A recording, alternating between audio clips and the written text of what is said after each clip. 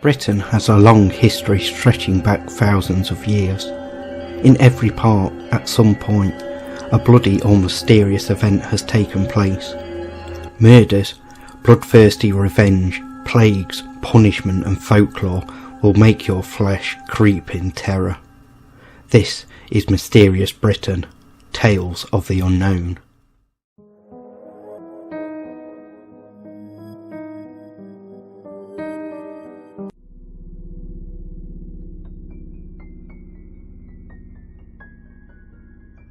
In 18th century London, it was common for the richer people of society to employ servants.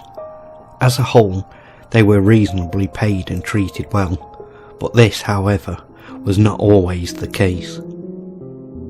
In 1758, Sarah Metyard kept a milliner's shop on Burton Street in London, along with her daughter, who was also called Sarah. The two were cruel to their servants, often verbally abusing and beating them. Many servants would never last a day in their employment, and word soon spread of the cruel working conditions, making it difficult for Sarah to find servants. After a search, they employed Anne Naylor, who had recently come to London in search of a better life. Anne soon became the victim of abuse and was often whipped with a stick for no reason.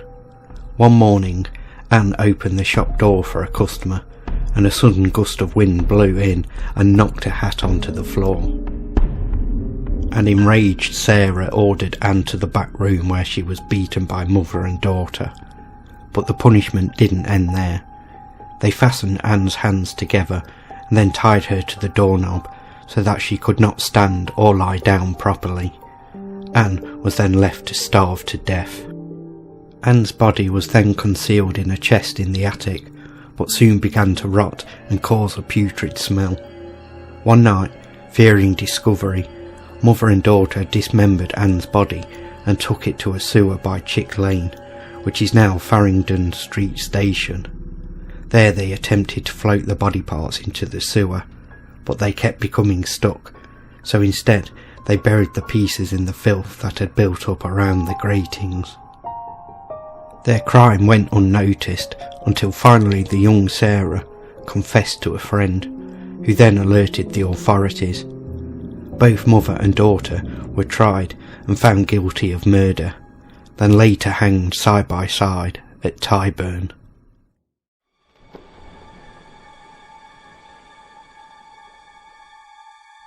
Most of us have heard of Bram Stoker's 1897 novel Dracula. But what is not so well known is that it was inspired by a true event. In the summer of 1874, Amelia Cransworth, along with her two brothers, was holidaying in a remote farmhouse in the Eden Valley, Cumbria. It was a warm night, and Amelia had retired to her bed early and was awoken in the dead of night by a scratching on her bedroom window. As Amelia sat up, she noticed a pair of yellow eyes peering in at her. In a panic, she fled to the door, struggling to open it. A corpse-like creature broke in and pushed Amelia back down onto the bed, where it bit her neck before escaping back through the window. Traumatised by the ordeal, the family left the country and didn't return to the farmhouse until 1876. One night, Amelia again heard scratching on her bedroom window. Her shutters were suddenly ripped open and she gave a terrifying scream. Amelia's brothers burst into the room, armed with guns. One fired at the creature, which caused it to take flight. The brothers then chased the creature across the fields. The creature disappeared into a churchyard, and at dawn the next day, the churchyard was searched. In a disturbed tomb, they found a mummified corpse with a fresh bullet wound. This corpse was then exhumed and cremated.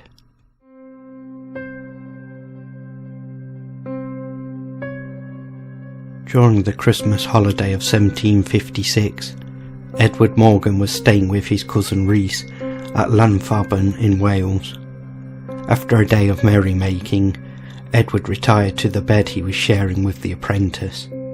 During the night, the devil awoke Edward and spoke to him, instructing him to kill the occupants of the house. Edward, now entranced by the devil's tongue, began his task by attacking the apprentice, who managed to get away and hide. Edward then calmly armed himself with a knife, even taking the time to sharpen it on a grindstone. He crept into his cousin's room and cut his throat, and then his wife's. His final victim was the couple's daughter, who was asleep in the next bed. Before fleeing, he set the house and outbuildings on fire to cover his tracks. The apprentice, having escaped the grisly murders, alerted the authorities, who began their search for Edward. He was found days after, white-haired and mad with grief. Edward was then questioned, and he made a full confession to his crime. Edward was found guilty of multiple murder and was hanged in chains at Glenmorgan on the 6th of April, 1757.